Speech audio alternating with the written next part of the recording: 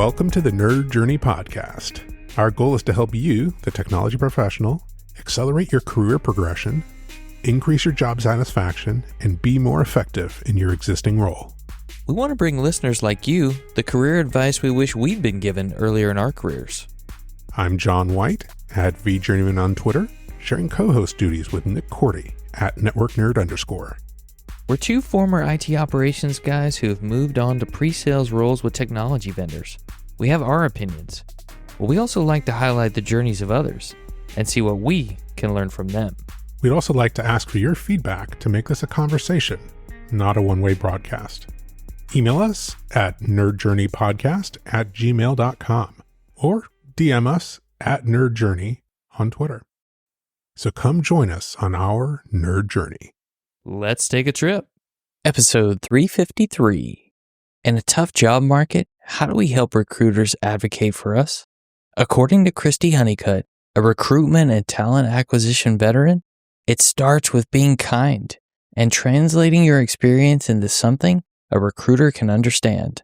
And even more importantly, it takes practice. That interview practice that we don't often do. If you missed part one of our discussion with Christy in episode 352, we talked about the concept of go-to-market and how Christy has used this throughout her career in different roles to stand out and do her work with excellence.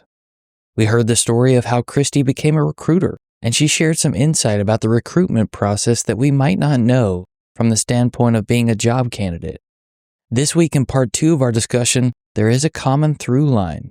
You're going to hear Christy translate her experience as a leader in the people industry, and we're going to pick out some of those lessons learned along the way.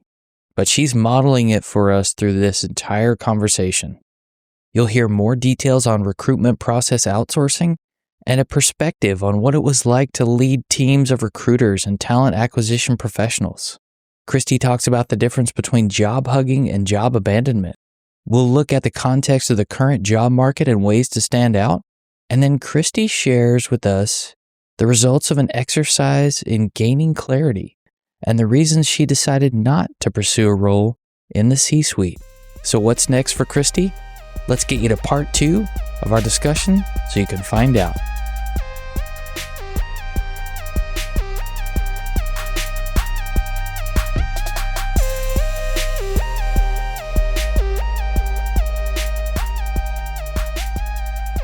If I am a recruitment process outsourcer, are there instances where I take on more of the end-to-end process than others? Or is it more of a one-size-fits-all for each company? It's not a one-size-fits-all. And so most RPO organizations will have the following offers, right? So they'll have executive search usually, which is like a single search. Or they'll have a full RPO, which means that they're usually hiring over 500 people or more a year. And there's a mix of skills. Let's say it's 70% salary and 30% hourly, something like that. If it's more of a talent acquisition thing, it's usually end to end. But again, it depends on the client. If the client says, I want you to take everything, then you're taking everything from attraction to they accepted the offer and we're going to tee them over to your HR team for onboarding. Or they might say, no, we just want you to submit them. And then when we select, we want to do the offer. If a company wants it a certain way, they can stop it at a certain point. There's different price points, I'm sure. But most RPOs, full RPOs, is attraction to offer accepted, and then it tees over to the HR team. I've worked at organizations where it looked like the vast majority of recruiters or talent acquisition were actually contractors. Like they had like a special contractor tag in, whatever org chart there was. In your experience, does that mean that they are contracting directly with the organization, or do you think that's through an RPO?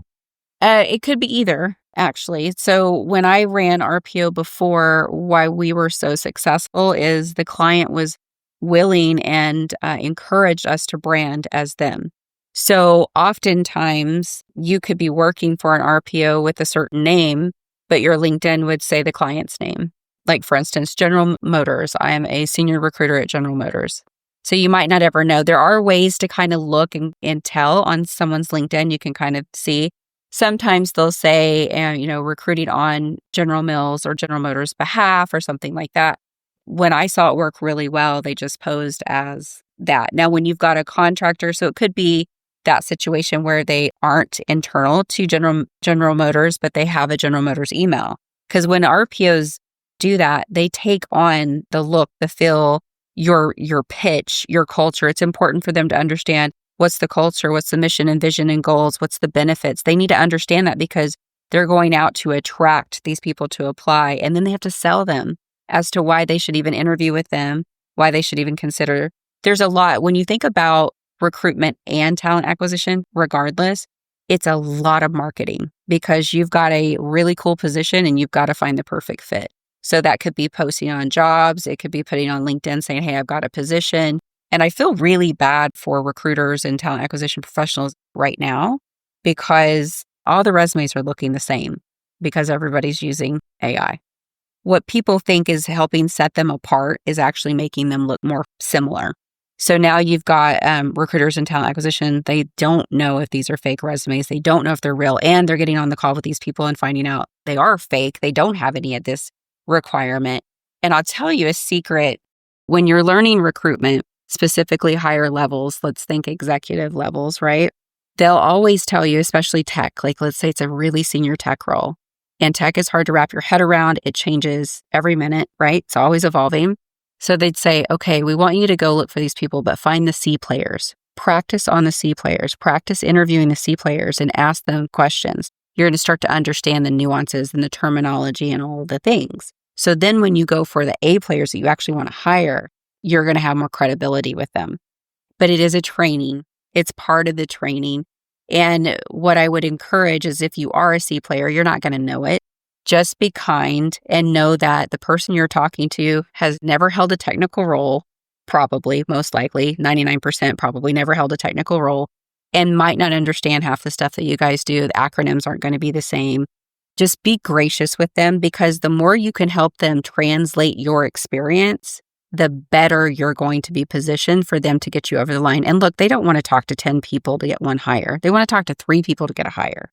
So the more patient candidates can be, and remember that the TA and HR recruiters, whatever you want to call them, there's a pretty good chance that they want to help you and that they're doing the job because they like people.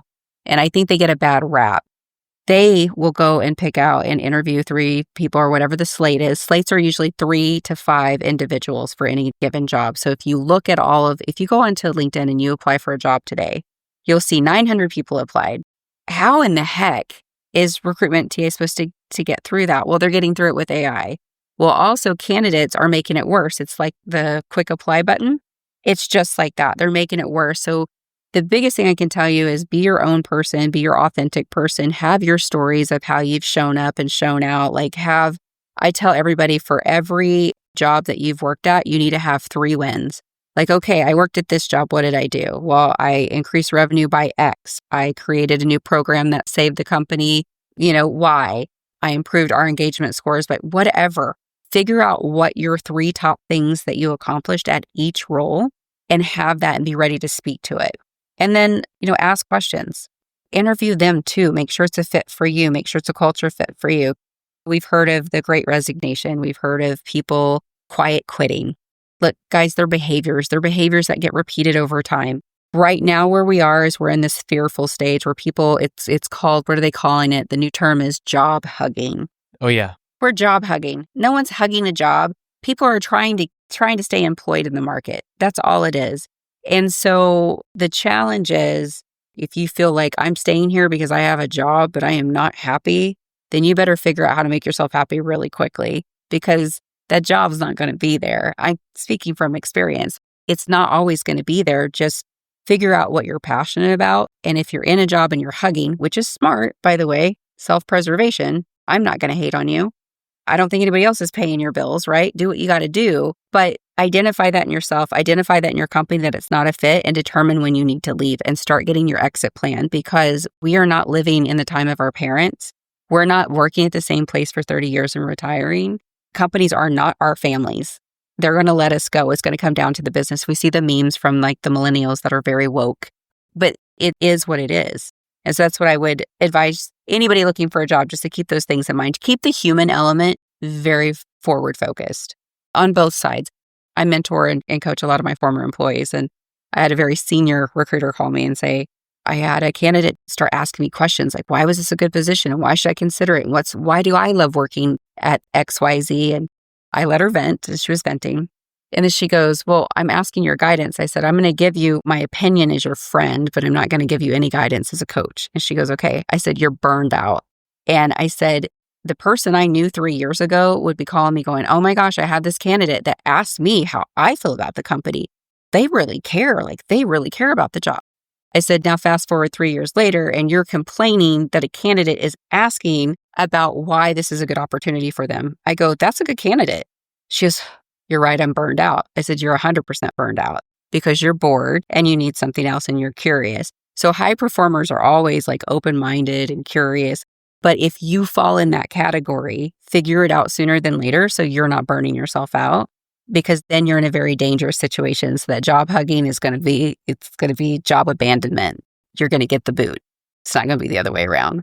So it's just kind of level setting with your psyche. So much you said right there. I want to go back to the recruiters practicing on candidates. Oh, goodness. Here we go. Just for a second. The way I look at this is everybody needs at-bats. And I like what you said about be kind to the recruiters. You may never know that you are part of their at-bats, but it's also an at-bat for the candidate to have that conversation, a little batting practice on the interview process that we just don't do regularly, right? I love that you said that, the way that you said it, because it resonates so much. But you're right, though, because it is practice on both sides. And if you are kind, you'll get there. And I'll tell you, I've had to have more than a few conversations with recruiters that had bleeding hearts and just did not understand why a manager did not want a candidate. And I had to say, I don't care. Stop submitting Bob. Nobody wants Bob. Bob has been rejected. But I like Bob. Bob sent me a Starbucks gift card and Bob said thank you. And I'm like, I love that. Go have a beer with Bob. But Bob's not a fit here. He's been rejected, and here's why he's been rejected. He's not a fit. So with these recruiters, I promise you that they are going to bat for you. You will not know about the stuff that they're doing behind the scenes. And look, some recruiters they shouldn't be in their roles. I'm not proud of this, but my nickname back in the day at Big Blue was called the Kraken. Yeah, I got like whiskey bottles with the Kraken on it. It was like a whole thing. It was funny. My team told me this once, and I had a really, really tight team, and everybody on that team is now their leaders with NTA for very large organizations. But someone said, oh, I would never work for Honeycutt. And they said, why do you say that? Well, she makes you work. And they said, well, yeah, you would never work for Honeycutt because you wouldn't make it over here. As I progressed in my career, if there was somebody that wasn't performing, Honeycutt got her or him. And the reason is they knew I would manage them out. But I would always say, hold on a second. They get a chance to redeem themselves. I always gave them a chance to redeem themselves because I knew that I was hearing one storyline. And so maybe they had a manager that didn't invest in them. Who knows what the situation was, right? But they came in with an expectation of I needed to manage them out. I said, if they don't recover, I will manage them out. So I got the nickname the Kraken. But the team would tell me like that people would say that about me. And I go, oh my gosh, you had to defend me? They go, you're an awesome boss to work for. You just know you got to do your work. You don't do your work, you don't work here. And I go, well, yeah, that's what you get paid to do is your work. But I didn't micromanage. We had a really tight team, but it was hard to be on my team because they were all high performers. And whenever we had interviews, we would do panel interviews. It was important for a culture fit, which I would never put anybody through that. But for that particular job and role that we did, that had to happen. I mean, because we would have to launch global clients in 30, 60 days. So my team had to be kind of like special ops because we managed the globe and it was high pressure. So there are really crappy recruiters, and had they landed on my team, they probably did get fired. I remember I took over an RPO and they brought me in to clean it up. And I came in and I met with all the recruiters a couple of weeks, kind of asking them, what do you think is working well? What are your KPIs? What are you putting out? And I had this one recruiter. I said, how many submissions are you doing a week? So if you think about a job requisition, a job opening, they should have 3 to 5 candidates submitted for each job. Well, a manager is going to expect to have that within 2 weeks of opening a job because you have usually a week to kind of put it out there, source a little bit, and that next week you really need to be hitting the ground to get that filled. And she very proudly told me that she submitted 2 people a week and was extremely proud of this. And I said, wow. I said, well, the SLAs are 3 to 5 per rec. You're carrying 15 recs, so you're severely under the mark. What can we do to help correct this? That's what I mean by there are some people that are in roles that they shouldn't be that take advantage and kind of sit back and say, oh, I'm corporate, or oh, I'm in-house, or I'm this, or I'm that.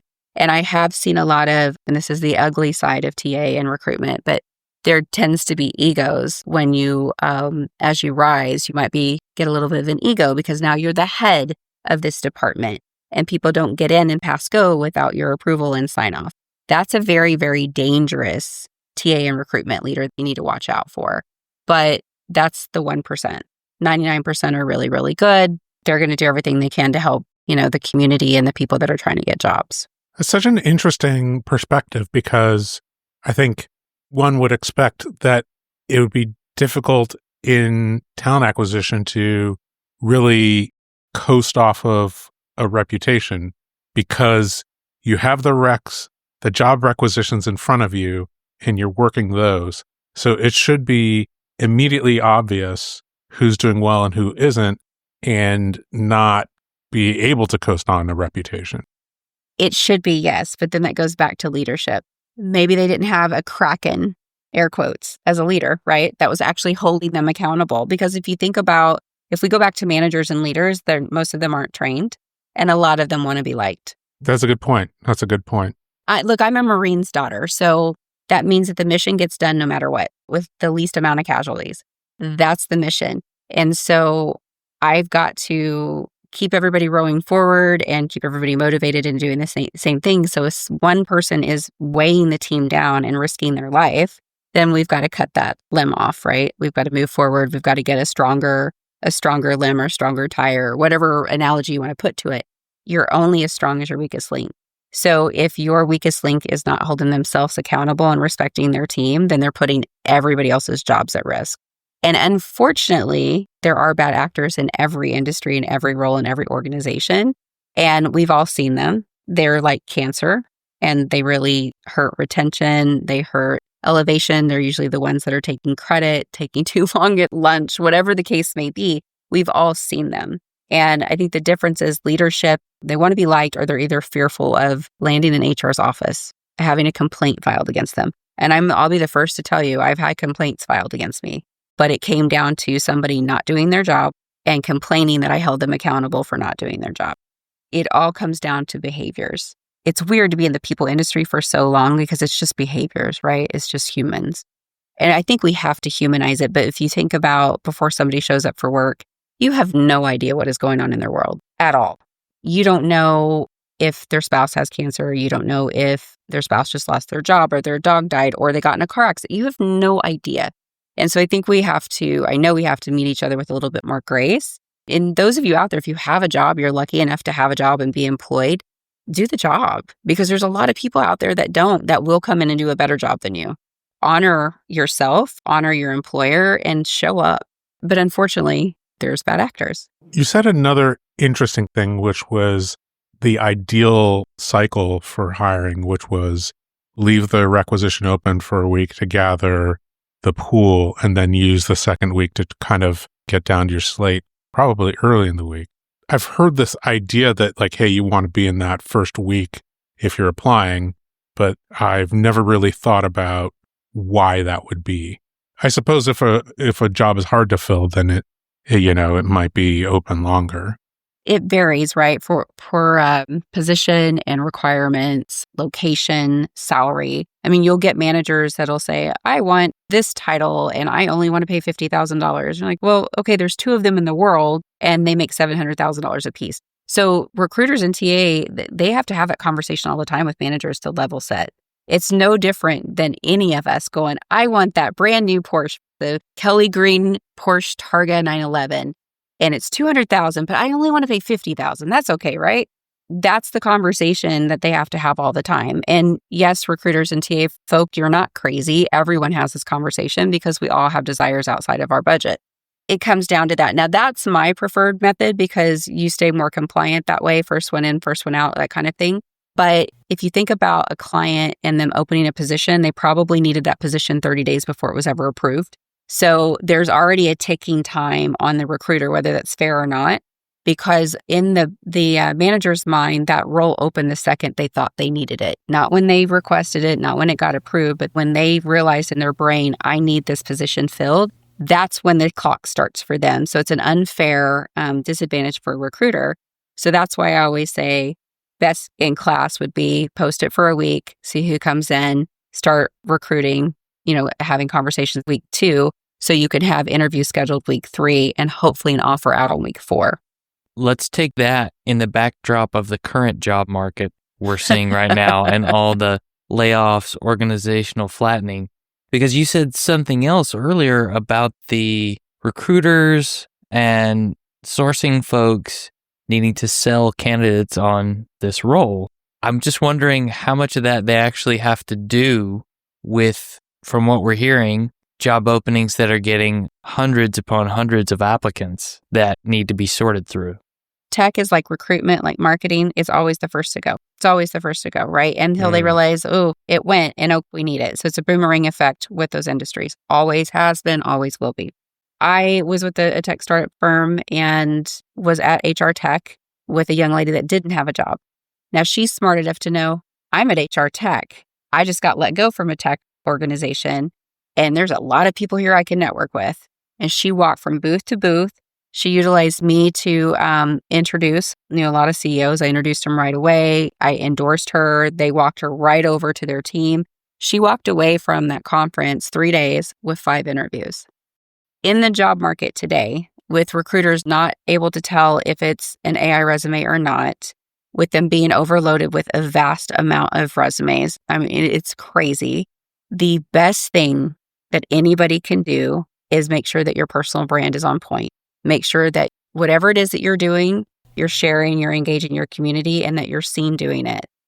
Myself, I was most recently with the same tech startup who the founders had a split in what they wanted to do and where they were going, and they did away with the US division, which is fine. Wish them the best of luck. Don't regret anything. Learned a lot, made a lot of really great contacts. But the difference is I have been working on my brand. I have been speaking. I have been talking. I've been sharing. I've been doing podcasts. I did a lot of go-to-market stuff on behalf of my employer. I was the cheerleader. So the second that I'm walking around and people are asking me, where's your booth? Are you guys here? No, we're not. I'm actually a free agent now. Oh, wait, what? Oh, can I talk to you? I felt almost guilty because I know that a lot of my brothers and sisters within my field have been out of work for 3 to 5 years. And in my opinion, probably better than I am, like really stellar individuals. And I got offered 3 C-suite positions within 3 days of losing my role in the US. And by the way, I turned them down. And I know that sounds crazy, but I've had that moment where I've realized that where I want to go and where I am are 2 different places. So if I put my energy in something, that's where, if I put my focus on something, my energy is going to flow in that direction. And I need to make sure that's the direction I want to go because I'm a Gen Xer, I'm aging. Do I want to go be C-suite and kill myself for the next 4 years? Or would I rather do something that's not as time constrained and follow the millennials and the Gen Zs on purpose in life and maybe try to make a go of it and kind of go from there? So I'm having these internal discussions, but the reason that gave me confidence is I'm 3 days without a job. I've got several job offers and I realized they don't care how I work with them. They just want to work with me. So why don't I go out on my own?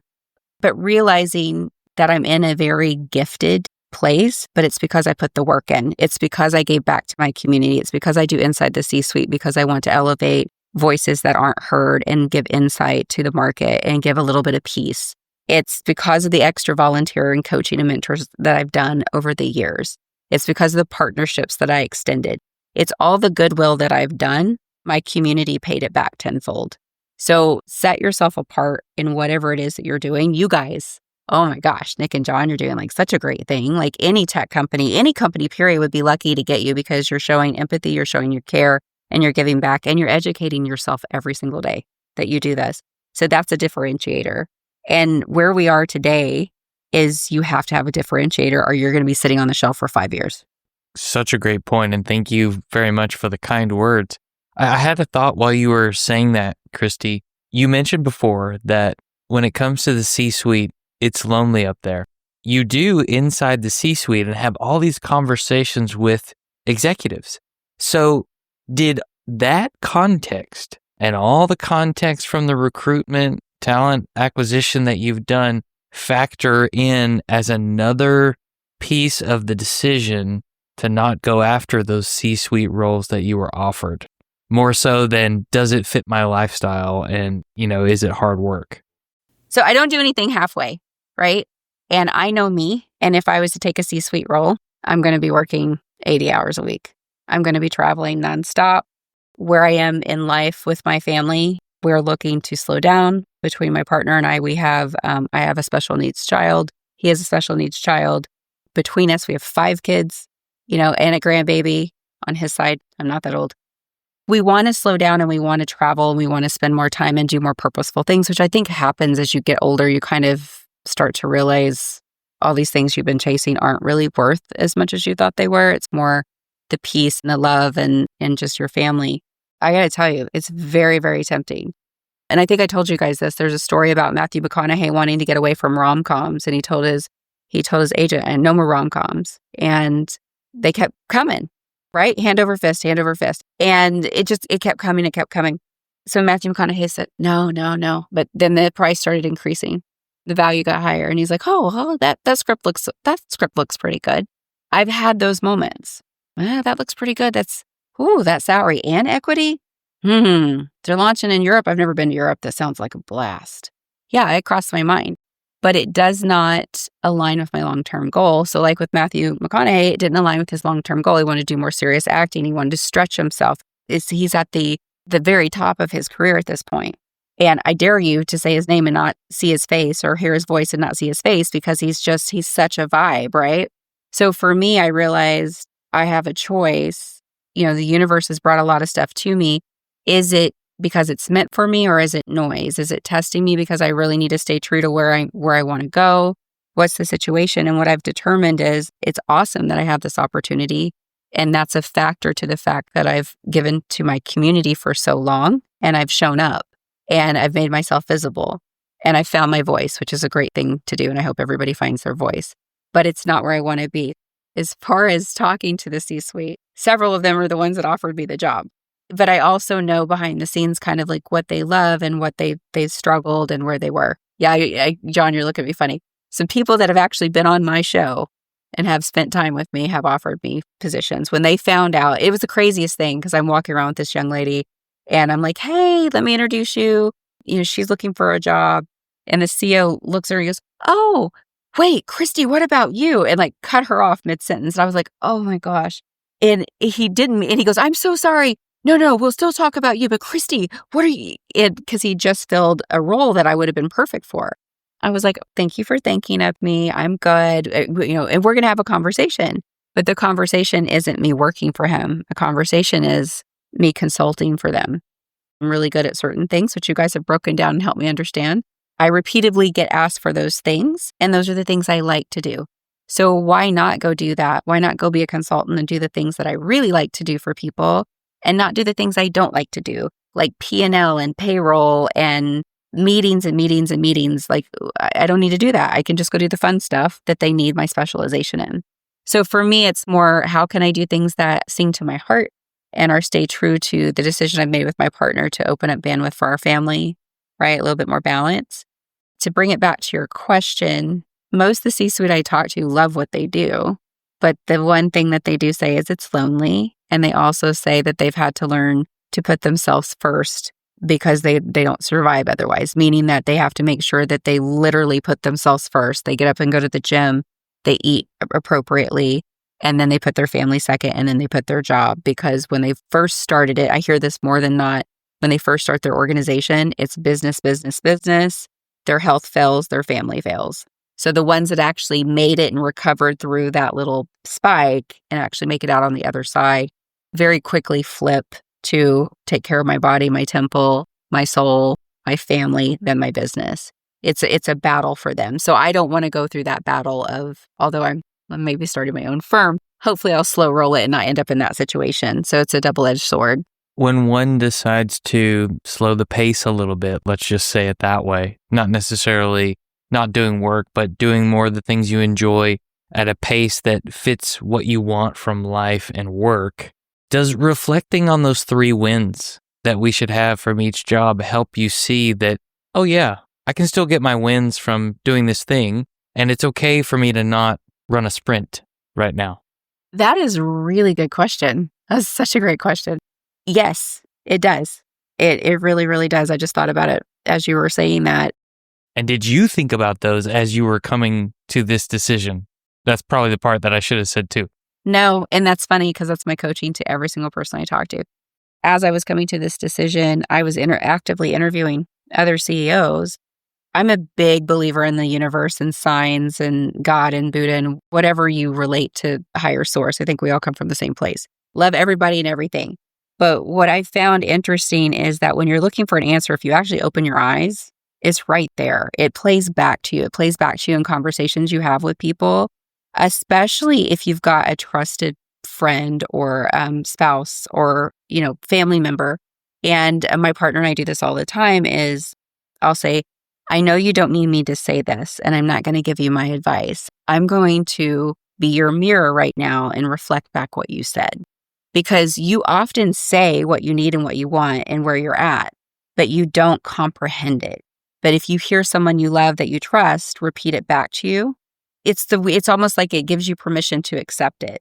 Does that make sense? And then you walking me through that, I'm sitting there going, that totally makes sense. Absolutely. Because I told my partner this, I said, I don't need a C-suite title.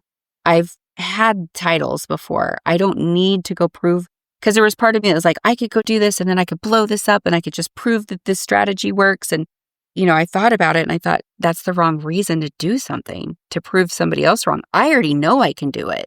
I've already done it. So why am I going to put myself through this same toxic cycle when I'm ready for something different?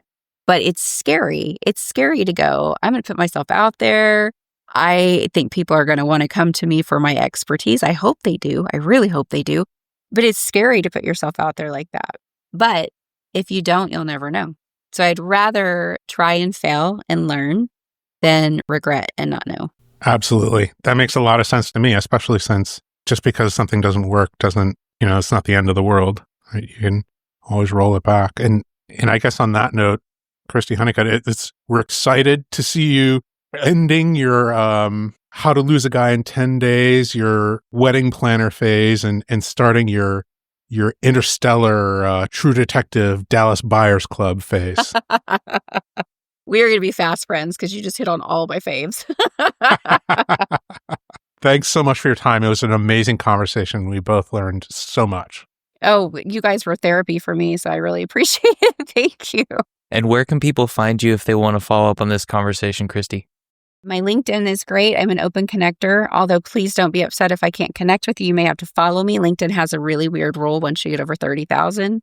ChristyHoneycutt.com. I have my own website, so please go there. Strategic Shift is hosted by Peoplework, but you can find me on YouTube, Spotify, and all the regular places. I'm also on TikTok. I'm leaning in. My kids are cringing, but I'm leaning in. So yeah, come find me. Let's play. Let's be friends. Thank you guys for all you're doing for the community too. I can tell you from like the TA and HR side of the house, we appreciate people like you. Right back at you. We appreciate you too. All right. Thanks, guys.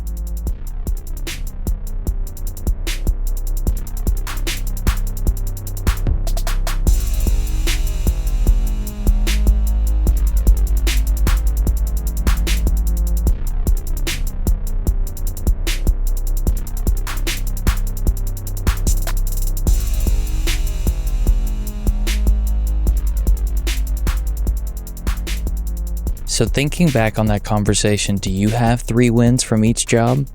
From at least the past several jobs you've had? And do you know the stories that go along with those?